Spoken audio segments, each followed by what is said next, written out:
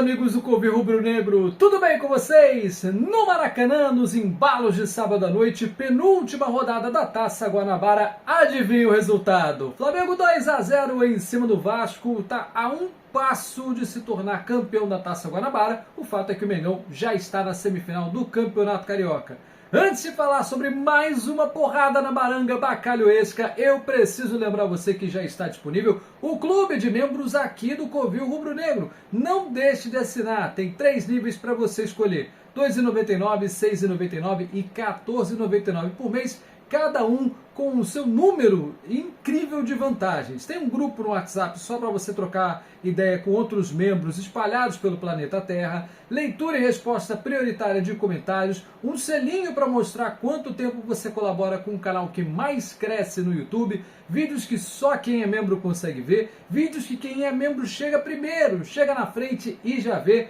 Além, é claro, de sorteios exclusivos. Não perca tempo. Clica já no Seja Membro e venha fazer parte desta família. Agora sim, meus amigos, vamos falar dessa sequência de clássicos finalizada, né? O Felipe Luiz, com essa vitória em cima do Vasco, vai chegar a 4 meses de invencibilidade. A única derrota do seu trabalho foi aquele 2-0 no Maracanã para o Fluminense, reta final do Campeonato Brasileiro e começo de trabalho do Felipe Luiz. Cabe ressaltar, de lá para cá são cerca de 20 jogos aí com um número absurdo de vitórias, um aproveitamento espetacular do nosso cria do Ninho do Urubu. Bom, entramos em campo para essa partida com a maioria dos titulares. Você vai se lembrar daquela confusão no término do Flamengo e Botafogo. Gerson e Cleiton acabaram sendo expulsos, eu falo mais sobre isso no final do vídeo. Então a gente já sabia que não contaria com esses dois jogadores, Gerson titularíssimo. Também estávamos, com os 3 laterais esquerdos lesionados, como na última partida. Mais uma vez o Varela foi improvisado na lateral esquerda. O Juninho, que se lesionou naquela partida. Então entramos em campo assim: Rossi, Wesley, Danilo, dessa vez caindo pelo lado direito da zaga, Léo Pereira. Com isso o Léo Ortiz descansou no banco de reservas e o Varela improvisado na lateral esquerda. Meio campo com Pulgar e Everton Araújo fazendo a marcação e o Arrascaeta ali na sua posição clássica de camisa 10. Na frente, Plata pelo lado direito, o Michael pelo lado esquerdo e o Bruno Henrique como falso 9. O Flamengo amassou no primeiro tempo inteiro desde o começo da partida. Aliás, eu preciso ressaltar aqui que foram 2 tempos muito distintos. O Flamengo jogou muito bem o primeiro tempo e o Vasco se equilibrou e jogou muito bem o segundo. Mas nós fomos mais competentes em marcar os gols. Desde o primeiro minuto, o Flamengo amassando em cima, porém a pontaria realmente não deixou nenhuma saudade no rubro-negro. Foram 8 finalizações do primeiro tempo e só um chute a gol, justamente o gol que o Flamengo marcou ali aos 30 minutos. Um pênalti que o Plata sofreu no meio da área. Bruno Henrique foi lá e cobrou, marcou seu 8º gol em cima do Vasco. É a vítima favorita do BH27, o Mr. Clássico. É pai do Botafogo e padrasto do Vasco, 8 gols e ele marcou até de pênalti, que não é muito a especialidade dele. Como eu disse, foi o primeiro tempo onde o Flamengo amassou, foi para cima, pressionou, botou os caras para correr e 1-0 foi lucro para o Vasco, que deveria ter apanhado de muito mais. O Flamengo chega até a marcar um 2º gol, mas aí foi anulado por impedimento do Varela no começo da jogada. Uma jogada ali pelo lado esquerdo, Varela sai nas costas da zaga, cruza, o Léo Jardim, que adora caçar uma borboleta, jogou na cabeça do Plata, mas infelizmente o gol muito bonito acabou sendo anulado. E como eu disse, eles se organizaram bem, a palestra do Carille foi fundamental, eles voltaram com a corda toda para cima do Flamengo, e aí foi a inversão. O Vasco que passou a jogar, amassar o Flamengo no segundo tempo, caiu um pouquinho o ritmo, o time cansado, correu muito no primeiro tempo. Não foi a noite do Arrascaeta e não foi a noite do Michael. Aliás, o Micha acabou saindo lesionado, Foi a primeira alteração do Flamengo. Aliás, não foi a primeira não, foi a 4ª alteração. Antes da alteração do Michael, aos 19 sai Varela, Everton Araújo e Arrascaeta para as entradas de Léo Ortiz, Alan e também do Luiz Araújo. Luiz Araújo para fazer a ponta direita, o Varela saiu para a entrada do Léo Ortiz e com isso Léo Pereira, veja só, foi improvisado mais uma vez como lateral esquerdo, e aí o Ortiz foi para a zaga, e o Alan na vaga do Everton Araújo, né, que correu muito, marcou muito. O Flamengo foi acossado pelo Vasco até a parada técnica, que foi o tempo ali, os 25 minutos, o tempo para o Felipe Luiz ler bem o jogo e conseguir organizar a marcação do Flamengo, que estava muito frouxa e deixando o Vasco tomar conta da partida no segundo tempo. Eles até mereciam um empate, tá? Foram muito melhores no segundo tempo. O Flamengo realmente não jogou nada na segunda etapa da partida.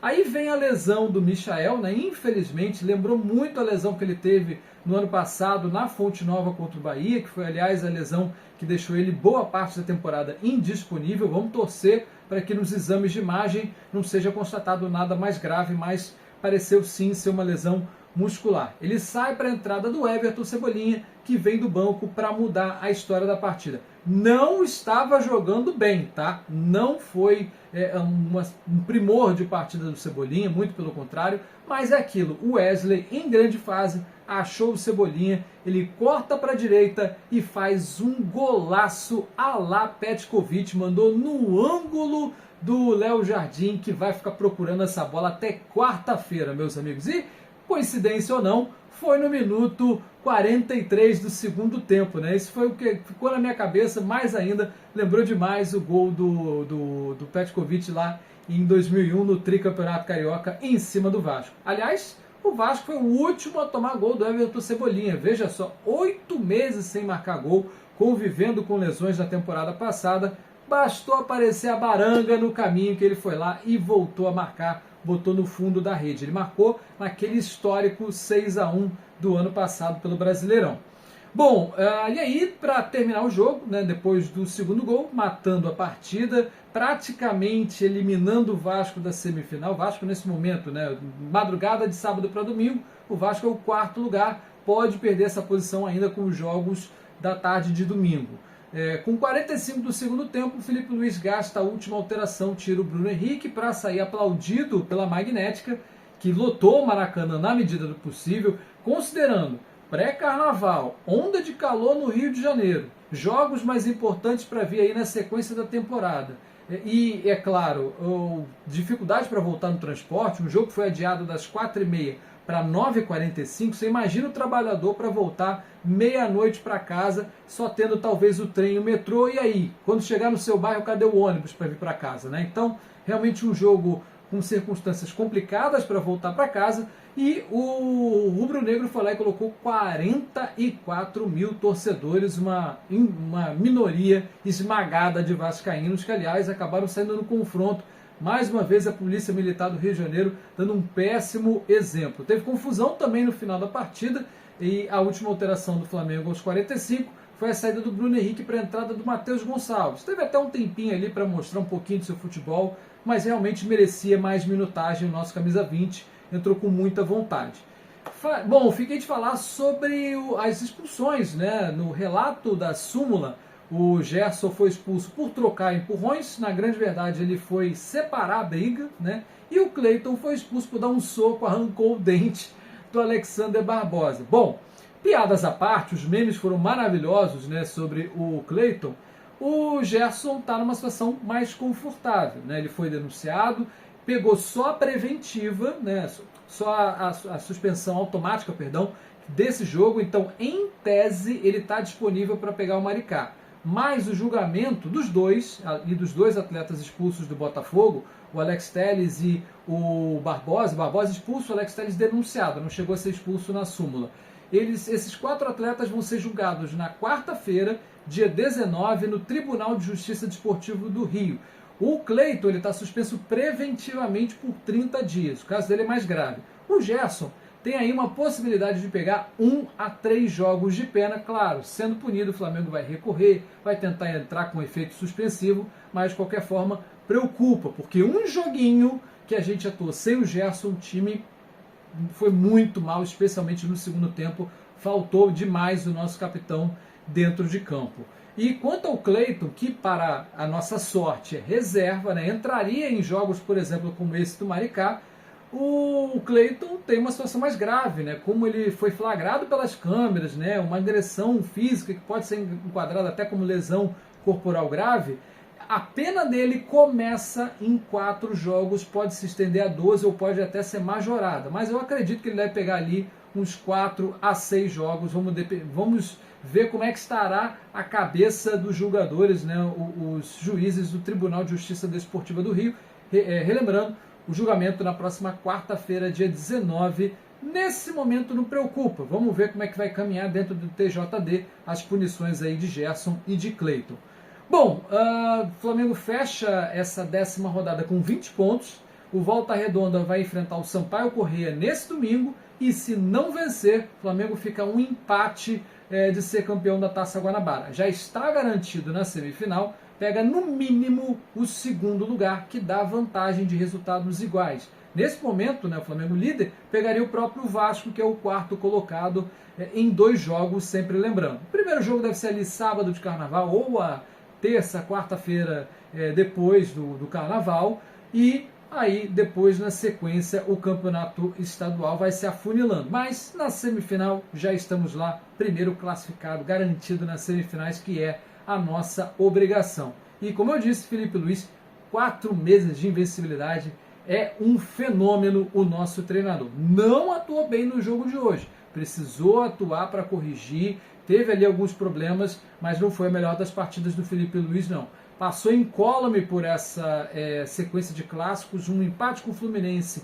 muito do xoxo e 2 vitórias convincentes em cima de Botafogo e de Vasco. Agora vai enfrentar o Maricá na última rodada e, como eu disse, a depender do resultado do Volta Redonda nesse domingo contra o Sampaio Corrêa, pode até entrar com o time reserva, porque o Maricá não deve oferecer grande resistência. Esse jogo inicialmente está marcado para as 4h30 da tarde de sábado, mas pode vir a ser adiado mais uma vez para a noite, exatamente por conta da onda de calor que assola o Rio de Janeiro. Até mesmo 9 da noite está muito quente para jogar bola, meus amigos. Então é isso, um grande abraço a todos, um bom final de semana, aliás, uma boa semana para você, e que a gente tenha boas notícias lá no Tribunal de Justiça Desportiva. E claro, que sábado que vem o Mengão passe o carro em cima do Maricá e confirme mais uma Taça Guanabara para a nossa galeria. Grande abraço a todos, tchau, tchau!